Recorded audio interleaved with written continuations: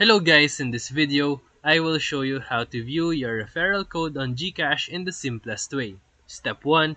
Open your GCash app and log into your account. Step 2.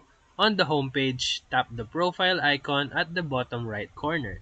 Step 3. Scroll down and tap Refer Friend. Step 4. You will see your referral link and a share button. The referral code is part of that link, which is usually at the end of the URL. Step 5. Tap copy link or share via Messenger or other platforms to invite friends directly. Step 6. If you can't find the referral option, make sure that your GCash is up to date to the latest version via the App Store or Google Play.